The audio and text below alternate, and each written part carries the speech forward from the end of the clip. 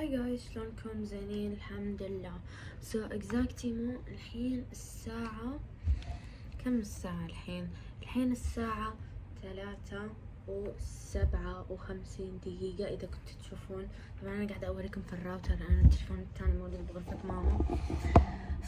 يس everybody، طبعا في هذا الفيديو أنا راح أسوي لكم my back to school haul supplies. وطبعا أنا طلبت من شي جنطة وجاكيت، بس باقي ما شريت القميص. راح اشتري قميص يب everybody. وطبعا مريولي راح اسوي عليها شوية تعديلات، انه يعني هيك اخليه على جسمي، لانه صراحة مريولي انا ما فصلته على جسمي، ف بيني حيل حيل حيل بطبوطة وانا مو بطبوطة. yes everybody، اليوم غادي نسوي سكول، يعني back to school haul وهكا. واصلا انا راح ابدا بدرسها بيوم 17، بس اوكي راح اجيب الستاندر وراح احطه علشان نبلش right now. واجيب الجنطة لانه حاطة الاغراض كلهم بجنطتي الثانية، بس انا راح احط لكم الجنطة اللي انا شريتها هني. طبعا هاي الجنطة اللي انا شريتها yes، وهذا الجاكيت اللي انا شريته يب. وطبعا شريت بس قميص وتيشيرت لانه كان ودي، وشريت كمان مطارة، هاي المطارة هنا. yes everybody، الحين راح اجيب الستاندر الثاني وراح احطكم فيه. يب اوكي جايز، طبعا حطيت التليفون فوق السوني لانه الستاند تبعي قاعد يعاند معاي. خلينا نحط هذه الاشياء على جنب. المهم يب حاليا هذه جنطة السنة اللي فاتت، هذه الجنطة تبعت السنة اللي فاتت. طبعا هذه الجنطة ماما شرت لي اياها على الاواخر، بس صراحة تبهدلت من داخل، فنزلت راح اشتري جنطة ثانية. وحاليا انا طالعة لصف 11، رايحة داخلة ادبي، لانه انا صراحة حب حياتي الادبي، والتخصص اللي ابي ادخله اصلا ادبي، وانا بحب المواد الادبية، بحب التاريخ، بحب الجغرافيا، بحب علم النفس جدا. وهذه السنة راح اخذ فرنسي لأول مرة في حياتي، بس you know I'm a Moroccan girl so I will be doing fine okay with it. already الاكسنت ديالي زوين بزاف الخوت، فيس ف pretend that's my new bag. راح تجيني ان شاء الله في تاريخ 22 او 24، I actually don't know. فيب I hope انها تجيني مبكر، وانا عارفة شيء انه راح تجيني مبكر. طبعا طلبيتي موجودة فوق السما، حاليا فوق السما. الحين طلبيتي راحت اسبانيا، راحت اوروبا، راحت لكل مكان الا الكويت ما جتها. فيس وثوقا فيكم يا شيئا. المهم first هني راح ابلش لكم oh my gosh، راح ابلش لكم الحين بال الدفاتر والهذا الشيء. فاوكي لانه انا الحين حاليا متحمسه حيل للمدرسه، احنا راح نبلش مدرسه يعني لسه باقي لنا شهر، ويعني راح ابلش على تاريخ 17/9. طيب everybody first راح نبلش with my favorite subject هنايا English. طبعا هذا هو دفتر الانجليش. طبعا انا من الحين وانا حاطه التيب تبع الاسامي، yes everybody حاطه الصف وهيك، لانه صراحه كل مدرسه او هو شكلها بمدرستنا احنا بس بيكون صف واحد للادبي حرفيا، وانا حاسه انه هاي السنه راح يحطوا لنا صفين، لانه عدد الناس اللي موجودين الادبي اكثر من عدد الناس اللي راح يدخلون العلمي. يب wish us luck. يعني انا بتمنى صفنا ما يكون ذاك الزود، يعني فيه ناس، لانه معروف انه ادبي ما يكون فيه كثير طالبات، يعني حد يكون 20 طالبة، هو الماكسيموم الصف يكون 39 40 او 30. yes everybody، يعني بتمنى انه يكون عدد صغير مو عدد وايد. المهم هني عندنا الفرنسي، دفتر الفرنسي. طبعا انا للحين مو عارفه الابلوات هم ايش يبون منا، بس انا عندي واسطات، كلمت صحباتي اللي الحين رايحين هم سينيور، بس لما كانوا بجونيور انا كلمتهم وقلت شنو تحتاجون وعلموني.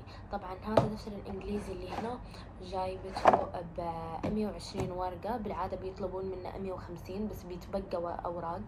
وكمان انا السنة اللي فاتت الدفتر الإنجليزي جبته 120 وكفى معاي صراحة يعني، وكمان بقوا فيه أوراق.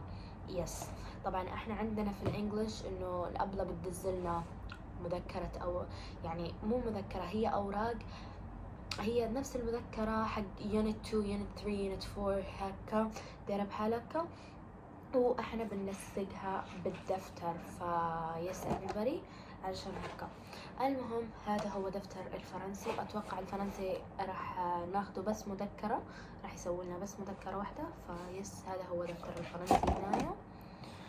اوكي، وعندنا دفتر التاريخ طبعا احنا راح ناخده عن التاريخ الاسلامي، وكمان بهذا التاريخ راح ندرسه عن المغرب، سبب تأخر فتح المغرب. اتوقع هذا الدرس اللي راح يكون عندنا. فيس هذا هو دفتر التاريخ الإسلامي. فيس everybody طبعا هذول الدفاتر كلهم 100 صفحات، يعني ما في ولا صفحة 80 60 بحالك، ما في نهائيا. yes وهني عندنا دفتر جغرافيا باللون الأسود. طبعا الدفاتر اللي أنا جايبتهم كلهم ألوانهم سيمبل، لأنه أنا إنسانة بحب السيمبل، بحب الألوان السيمبل، ما بحب الأشياء كثيرة في الدفاتر. يعني حتى لو خذيت شيء يعني يمكن يكون حتى ألوانه سيمبل بس اللي يكون كيوت عليه شخصية أو شيء. yes هذا دفتر لونه أسود للجغرافيا. وعندي كمان هدول الدفترين الصغار. طبعا هذا دفتر للتقوية، طبعا هذا الدفتر للواجبات العربي، وهذا دفتر اقتصاد. راح يطلبوا منا دفتر جايبه 60 صفحة أنا. yes everybody. Okay guys, I'm running out of storage تليفوني. فيس كان علي أمسح شوية أشياء. المهم عندي هذول الدفاتر الميديوم، طبعا أنا جايبة سايز اللي هو الطويل، وهذا السايز الميديوم، هما كمان يعني هكا. هذا دفتر علم النفس، جبته كمان باللون الجراي.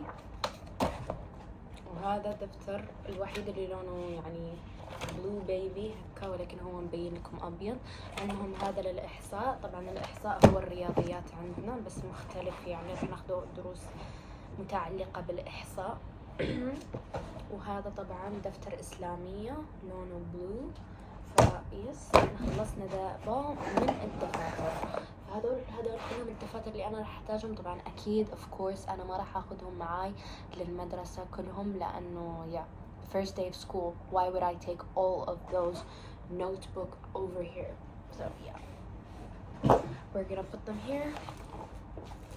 Okay, so exactly عندي هذا الفولدر أنا راح أحط فيه جميع الأوراق اللي أنا راح أخذها، لأنه الأوراق اللي الأبلة تعطينا إياهم علشان نطبعهم بحطهم كمان هني. وفي مذكرات أكيد راح أخذهم، مذكرة الفرنسي، وفي مذكرة عربي اللي هي راح تكون دفتر. عشان هيك أنا ما جبت دفتر عربي، ولو كان راح يتطلب منا دفتر عربي والأبلة تبينا نكتب في الدفتر so it's totally fine. but مؤكد انه احنا راح نشتروا المذكرة هاي من المدرسة. so exactly انا جبت هذا الفولدر. بصراحة هو يعني ابيض مع جراي، انتوا شايفين عندي الدفاتر كلها جراي مع ثيم جراي او هاي الالوان. فيس جبتها سيمبل.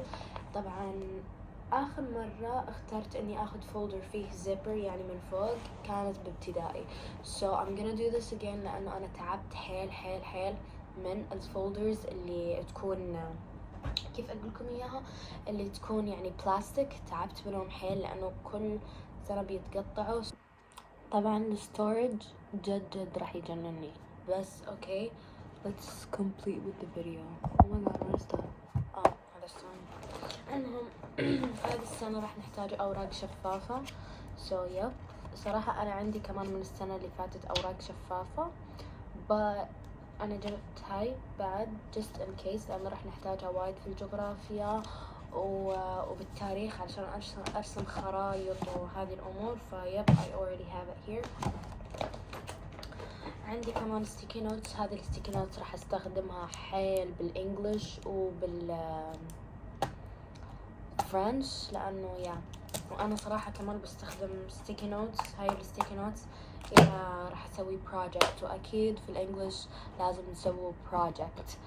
فيس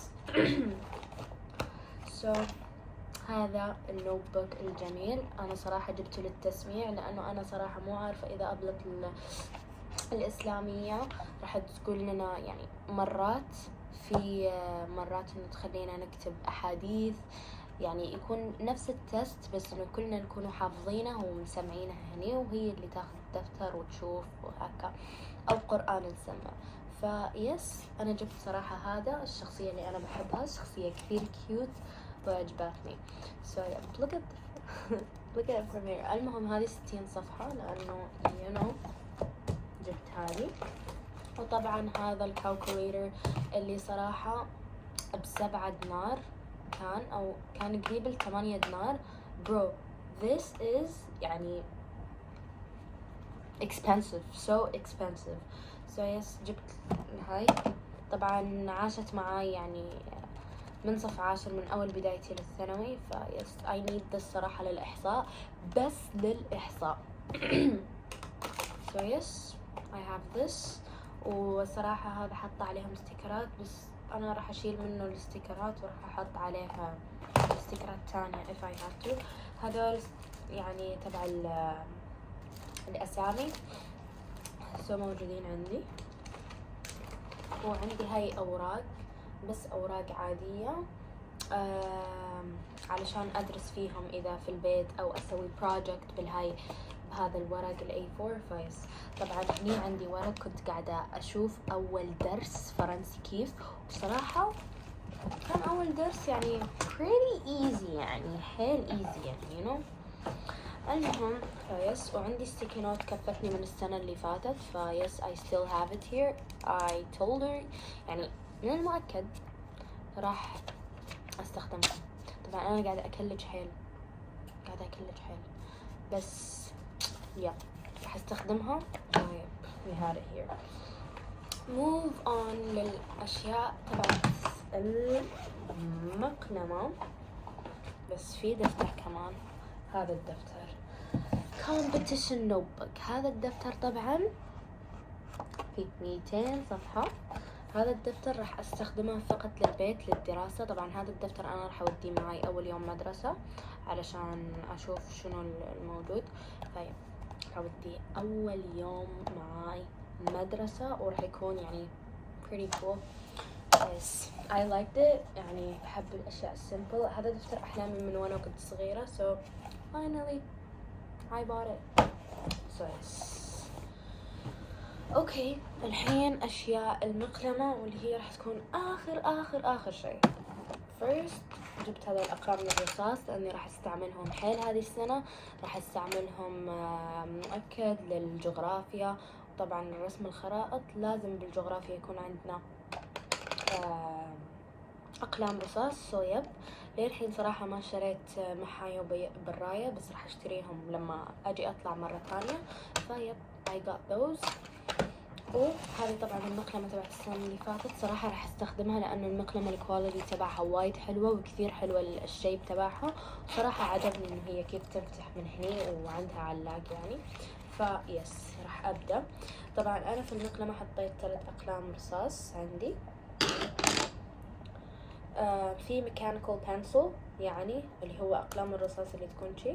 فيس مخليتها عندي هذا القلم العادي، يعني إذا كان مثلا عندنا تست مفاجئ زي التسميع أو شيء أو تست الأشياء، فعندي هذا القلم الأزرق احتياطا.